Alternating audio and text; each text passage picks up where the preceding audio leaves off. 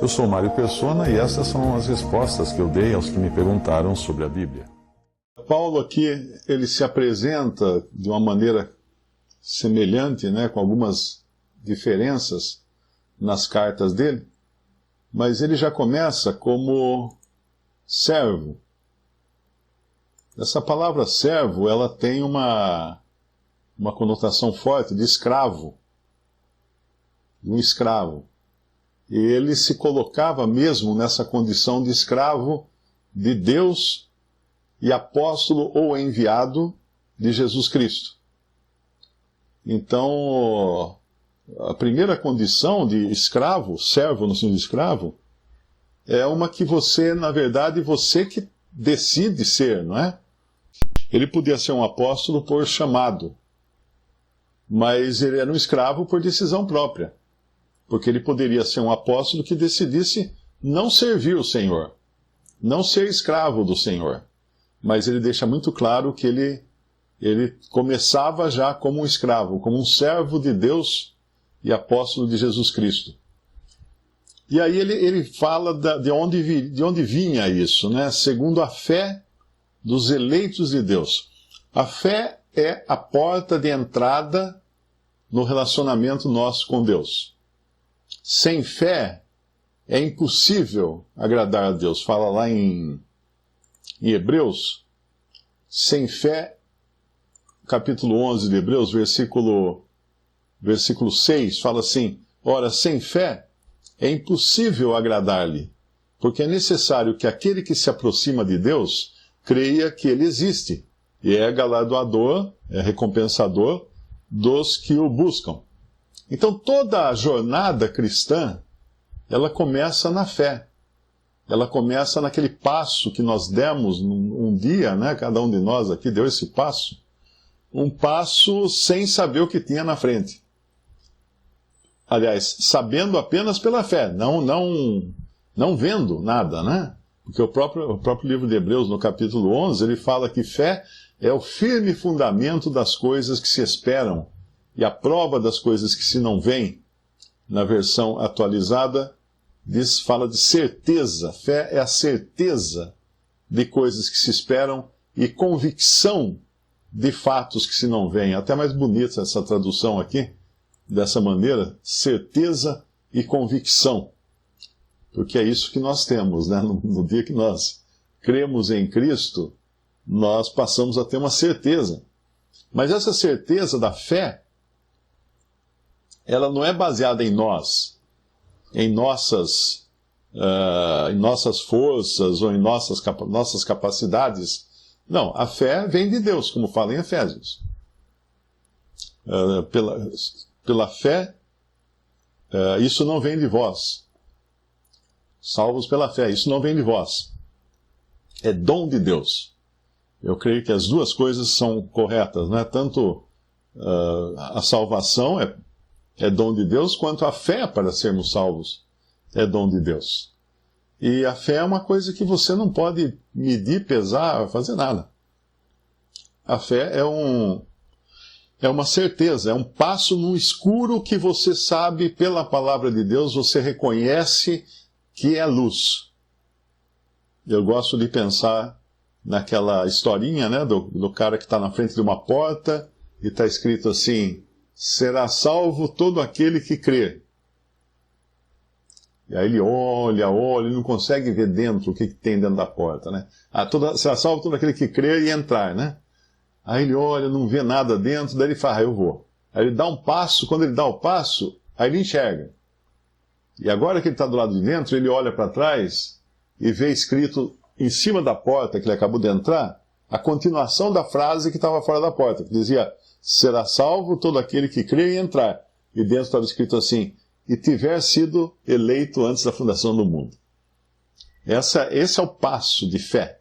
Infelizmente, muitos dão o passo que entram e não olham para a parte de cima, de trás da porta, e vivem daí uma vida de miserável, de incertezas. Ai, eu perdi minha fé, ai, perdi minha salvação, ai, o que aconteceu comigo? Você perdeu a comunhão, meu filho, você não perdeu a salvação. Você perdeu a comunhão, como nós perdemos sempre que nós pecamos. Nós perdemos a comunhão. Aí as coisas passam a ficar sem graça, as coisas passam a ficar incertas, mas a nossa âncora da fé, ela está na rocha.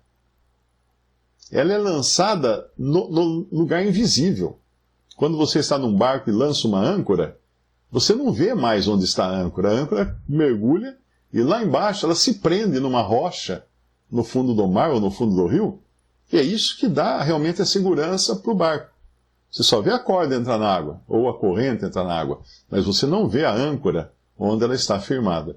Assim a nossa fé. A nossa fé é lançada, nossa âncora é lançada além do véu, como a própria passagem fala aqui em, eu acho que é Hebreus 6, versículo 16. Porque os homens certamente juram por alguém superior a eles, e o juramento para confirmação é, para eles, o fim de toda contenda. Quer dizer, fez o juramento, acaba qualquer discussão, qualquer contenda. É como você assinar um contrato, você está com uma demanda num advogado, aí comparecem lá nos acertos lá dessa demanda e tal. Bom, chegamos a um acordo? Chegamos, agora vamos assinar o acordo. Aí assina o acordo. Assinou o acordo. Acabou. Acabou a discussão. Assinou na venda de imóvel. Eu trabalhei anos atrás com compra de imóveis, né? E às vezes acontecia.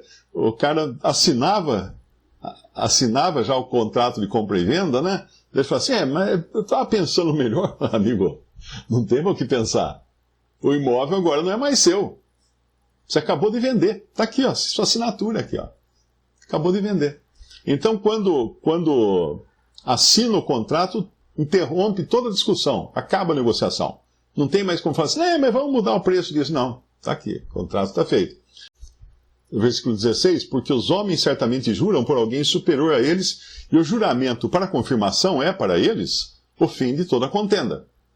Por isso, querendo Deus mostrar mais abundantemente a imutabilidade do seu conselho aos herdeiros da promessa, se interpôs com o juramento, para que por duas coisas imutáveis, nas quais é impossível que Deus minta, tenhamos a firme consolação, nós os que pomos o nosso refúgio em reter a esperança proposta. É como se Deus tivesse assinado e falado assim, ó, é assim, agora não muda mais. Aí no versículo 19 ele fala, a qual a esperança que nos foi proposta, nós temos como âncora da alma, segura e firme, e que penetra até o interior do véu. Do que ele está falando aqui? Tinha um véu no templo, e do lado de dentro do véu ficava a Arca da Aliança, que representava Cristo na terra. Aquela caixa de ouro e madeira, não é? E estava do lado de dentro, além do véu. Ali só entrava uma vez por ano o sacerdote e ainda uma bacia de sangue para espirrar em cima da tampa da arca, que era o propiciatório, onde tinha os dois querubins, um olhando para o outro, olhando para a arca, aliás, né? Os dois olhando para a arca, e dentro da arca tinha as tábuas da lei, a vara de Arão e o vaso de maná. Quando Jesus morreu na cruz, ele dá o brado ali na cruz, nos evangelhos, o véu do templo, lá diz assim, o véu do templo rasgou-se de cima a embaixo. Podemos até abrir lá, em Lucas, capítulo 23, versículo 44. E era já quase a hora sexta, e houve trevas em toda a terra até a hora nona, escurecendo-se o sol, e rasgou-se ao meio o véu do templo. E clamando Jesus com grande voz, disse, Pai, nas tuas mãos entrego o meu espírito. E havendo dito isto, expirou, morreu. Embora a palavra que a gente tem na nossa tradução seja véu do templo, não tinha nada a ver com véu, né? Não era chamado de véu, mas a melhor tradução seria uma cortina. E não era uma cortina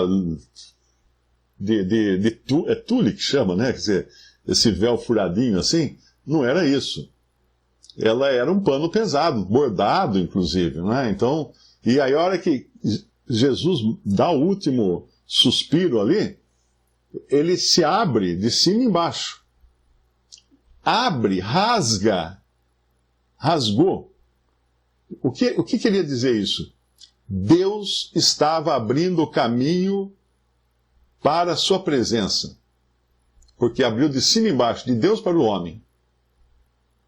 Aquilo que era proibido entrar, o próprio Deus rasgou.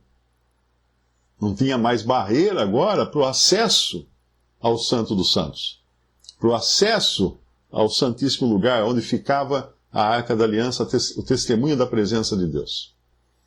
Esse que, na verdade, nós lemos depois outra passagem, que é do véu como sendo a carne de Jesus, né? Acho que está aqui em Hebreus também. Capítulo 10, versículo 18. Ora, onde há remissão destes, ou seja, a remissão dos pecados, onde há a retirada dos pecados pelo perdão, né? É como se você tem a lista lá de dívida no armazém da esquina, o dono do armazém vai lá e risca. Fala assim, ó, tá aqui, ó, risquei. Então, onde há remissão destes, não há mais oblação.